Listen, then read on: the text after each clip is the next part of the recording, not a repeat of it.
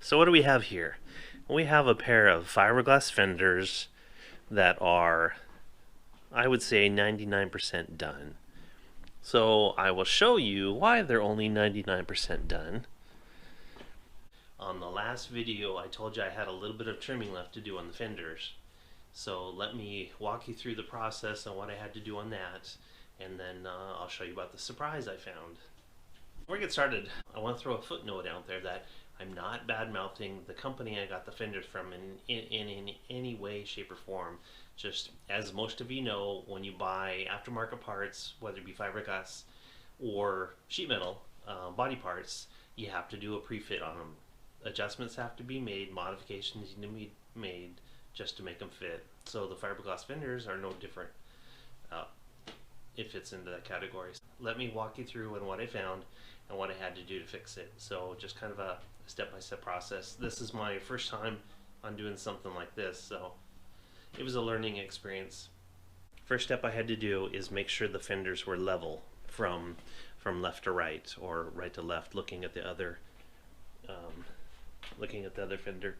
One of the ways you can do that is by putting a level on the top of it and then adjusting the fender right or left to make the bubble level. You can do that to both sides, and that adjusts it from left to right. The other way is by measuring the tab here.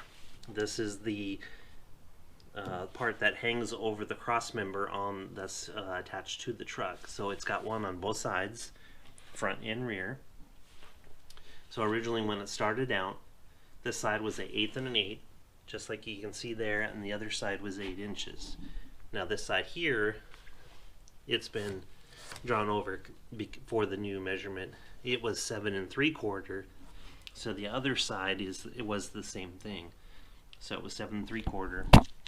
So there's about 1/4 inch difference between the two sides. And then something else, the fenders were pulled out of a mold of some sort, and so whoever pulled them out, they just did a rough cut. You can see this is the pieces I ended up cutting off the bottom, but you can see the Sharpie marker on there. So there was not a flat edge on the bottom. I drew a line on the bottom. Well, you can't see it now. I put a piece of tape on the bottom of it and then drew another Sharpie line across it, and that leveled them out. So the fenders, they don't rock side to side. They are perfectly level. And then the new dimensions on this, as it shows on this one here, is 7 1/4. So measuring from the top here to the bottom is 7 1/4, and same thing on the other side. Both fenders are the same.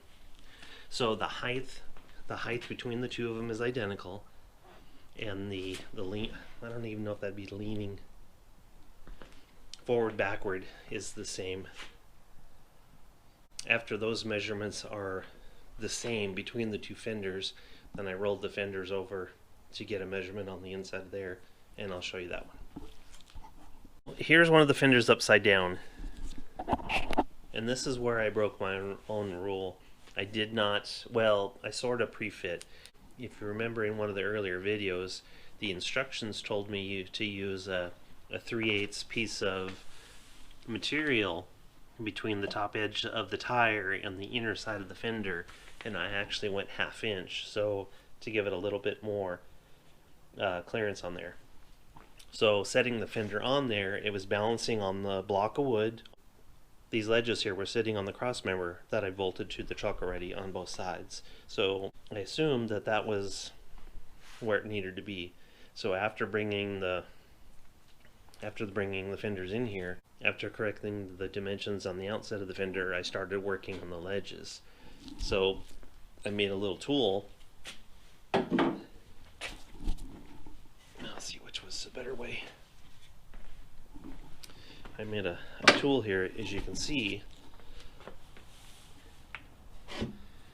and it just catches the bottom of it, but I've had to build up. Prior to building this tool, the ledges were not even close. This one here, if you measure from the the top here down, it's 6 inches. So if you, well, you can't see it now because I've already fixed it. But on the other side, some of them are worse. This was like 6.5, and then there was some of them up here that were as much as 3/4 to 15/16 difference between the top edge of the fender and the bottom edge of the ledge here. So I had to reglass everything. It's all flush now, but it's been 2 weeks of fiberglassing and sanding, and there's a thick coat of fiberglass dust on everything now. But you can see as you drag it along, it just barely misses it. So I know this distance here is flush with this distance here, so there's 6 inches between this surface and that surface. So the problem with that is, because of the different heights, they were actually at an angle, they were not flat. Now the cross members on the truck are flat, so the distance between the top of the tire and the inside edge of the fender here is probably going to turn into like an inch or so. Once I get the fenders back on there, I'll be able to measure that and see where it's at. So I don't think it's going to affect anything, but everything's flat now. So what I wanted to do, I'm going to pull this wood off here. So it might even show, I don't know what's underneath, but it might even show how much I had to build it up. But again, I'm not knocking the company I got the fenders from, because this is all in the pre-fit, and you have to modify what you have to modify. If everything was perfect and it was a bolt-on deal, I'm sure the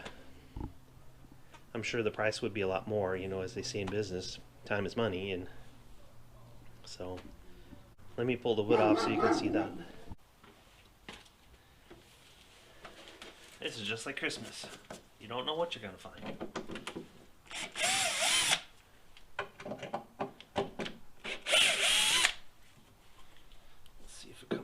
Without too much of a fight. I put cardboard behind it so the fiberglass would not stick to the wood. It would be more of a pain that way. So I use the rags as spacers. Try to keep the resin in.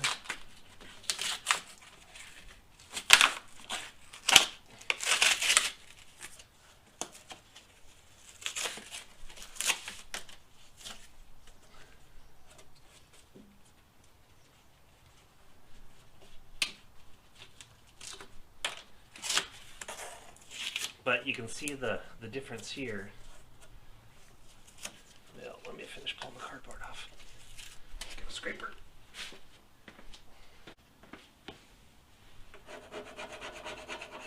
Actually, it turned out better than I thought it would.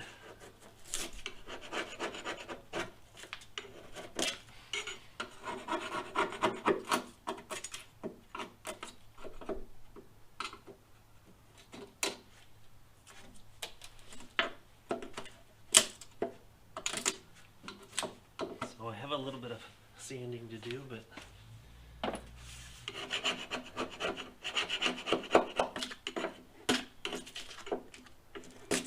get the big stuff off and hit it with the sander, and then I'll take the rest of the cardboard off.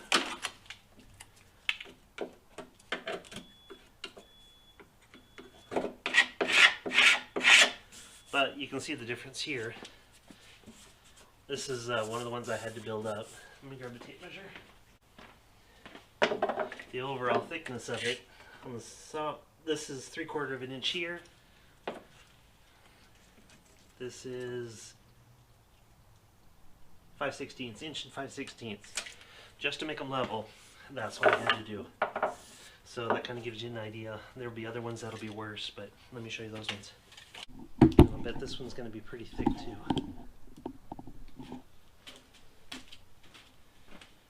Because it'll match the front side on the other fender, being I think they come out of the same plug.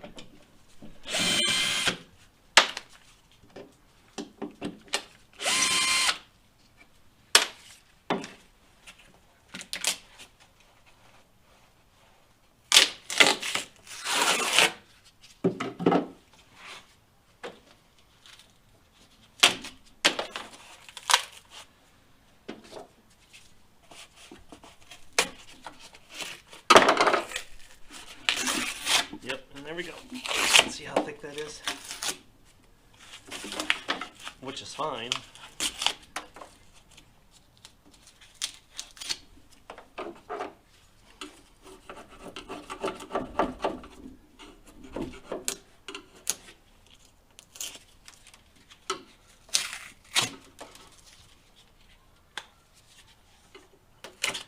I'm not going to hit this with a sander.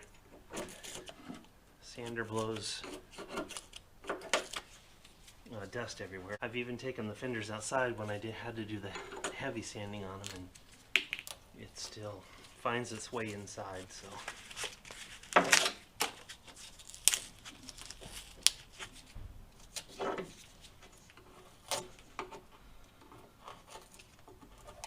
So let me run one of them outside, and I'll sand it real quick. Good job, Bobby.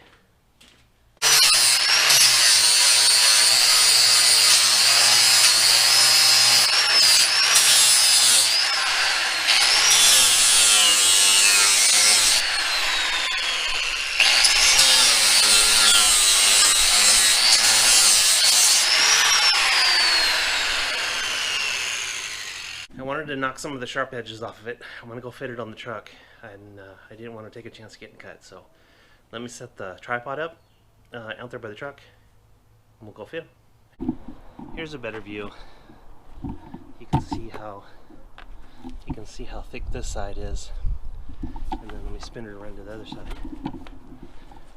You can see how thin it is here. Not that that's going to be bad. It's still plenty thick to support it, but let me throw it up on the truck now.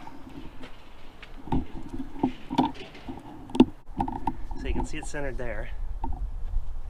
Now what I have to come back and do, because there's so much of a gap here over the tires, but it's hitting the bracket right here. The leaf spring bracket is attached to the frame, so I have to trim that a little bit. But on the back side here, it clears with plenty of room. So we can see that there, and then you can see there's a little bit of gap here, which is fine, but what I'm trying to accomplish is if I lose an airbag going down the road, when the suspension drops or the frame drops, the fenders don't get tore up by the tire. So that's why they originally wanted their 3/8 clearance, and I put a 1/2 inch into it. So right now, I mean, you got easily 45 inches of clearance, and so the big plus is, I think you can see it, that cross member there is correctly sitting on the ledge of the fender all the way across, and then the same side with this one. So that's a bonus there, but you can see the gap in there.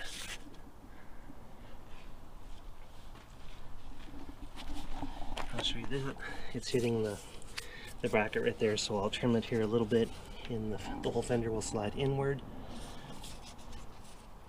Try to send them. So let me drop the suspension.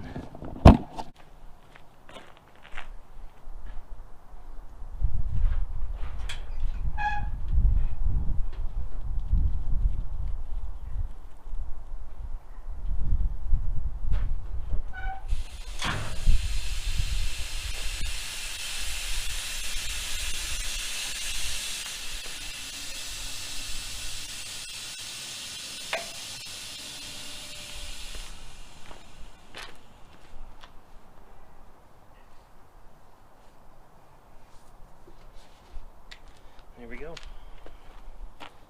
What does that Impala song come to mind? Low Rider? Let me see if it'll lift it back up.